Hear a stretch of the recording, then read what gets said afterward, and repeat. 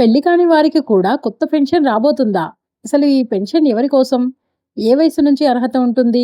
మీ ఇంట్లో కానీ పెళ్లి కాని మహిళలు ఉంటే ఈ విషయం తప్పకుండా తెలుసుకోండి. ఇంకా ముఖ్యంగా ఈ పెన్షన్ కోసం ఎలాంటి డాక్యుమెంట్స్ కావాలి? ఎక్కడ అప్లై చేయాలి? ఎంత పెన్షన్ వస్తుంది? ఆగస్టు 15, 2026 నుంచి ఏమైనా కొత్త మార్పులు ఉంటాయా? ఇలాంటి ప్రశ్నలు చాలా మంది అడుగుతున్నారు. అందుకే ఈ వీడియోలో పెళ్లి కాని వారికి సంబంధించిన పెన్షన్ పై ఉన్న ముఖ్యమైన విషయాలను ఒక్కొక్కటిగా క్లియర్ గా చెబుతున్నాను. మీకు లేదా మీ కుటుంబంలో ఎవరికైనా ఇది వర్తించే అవకాశం ఉంటే ఈ వీడియోను మాత్రం చివరి వరకు చూడండి. ఎందుకంటే చివరిలో డాక్యుమెంట్స్ గురించి కూడా ముఖ్యమైన విషయం అయితే చెప్తున్నాను. తెలంగాణ రాష్ట్రంలో ఆగస్టు 15వ తేదీన స్వతంత్ర దినోత్సవం సందర్భంగా కొత్త పెన్షన్ల మంజూరు అనేది మనం అందరం వింటూనే ఉన్నాం. ఎక్కడ చూసినా కొత్త పెన్షన్లు ఇస్తున్నారు కదా, దరఖాస్తు చేస్తారా లేదా అనే మాటలు అయితే మనకు ఎక్కువగా వినబడుతున్నాయి. ఈ పెన్షన్లలో ఒక కొత్త రకమైన పెన్షన్ గురించి అయితే నేను మీకు క్లియర్ గా చెబుతాను. ఎందుకంటే ఇలాంటిది ఒక పెన్షన్ ఉంటుంది అనేసి కూడా నాకు కూడా తెలియడం ఇది మొదటిసారి. అందుకే మీ అందరికి కూడా తెలియాలి అనేసి చెప్తున్నాను. అందుకని ఈ వీడియో ఎక్కడ స్కిప్ చేయకుండా పూర్తిగా చూసేయండి. చూసిన వెంటనే ఒక లైక్ మాత్రం కంపల్సరీ చేయండి. పెళ్లి కాని వారికి కూడా కొత్త పెన్షన్లు ఇస్తారు అంటే మీరు నమ్ముతారా?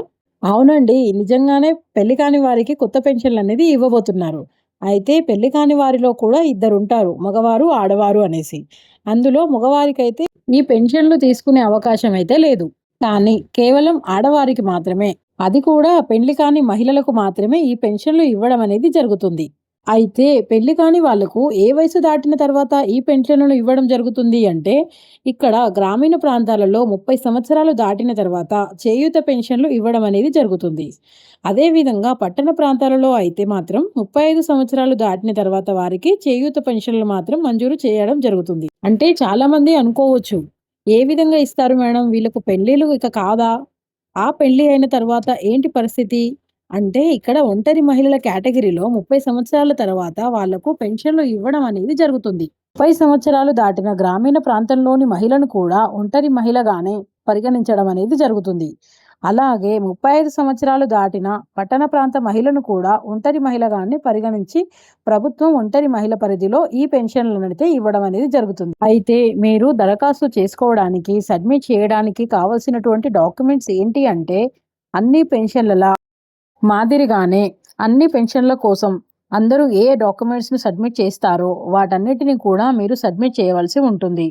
కానీ మీరు ప్రత్యేకంగా గ్రామీణ ప్రాంతంలో ఉండే మహిళలు అయితే 30 సంవత్సరాలు దాటిన స్టడీ సర్టిఫికేట్ కానీ లేదా ఓటర్ ఐడి కార్డుని కానీ సబ్మిట్ చేయవలసి ఉంటుంది. అదేవిధంగా పట్టణ ప్రాంతంలోని మహిళలైతే 35 సంవత్సరాలు దాటిన స్కూల్ సర్టిఫికేట్లు కానీ లేదా ఓటర్ ఐడి కార్డును కానీ ఉంటే వారికి పెన్షన్లు అయితే మంజూరు చేయడం అనేది జరుగుతుంది. అయితే వీరందరికీ కొత్త పెన్షన్లు మంజూరు చేయడం అనేది జరుగుతుంది.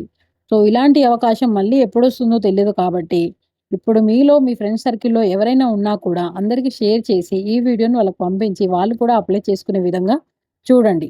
మనం ఒకరికి హెల్ప్ చేస్తే మనకు ఆ భగవంతుడు రిటర్న్ ఏదో ఒక విధంగా హెల్ప్ అయితే చేస్తారు. ఇంకా మన వీడియో నచ్చినట్టయితే ప్లీజ్ లైక్ చేయడం మర్చిపోకండి.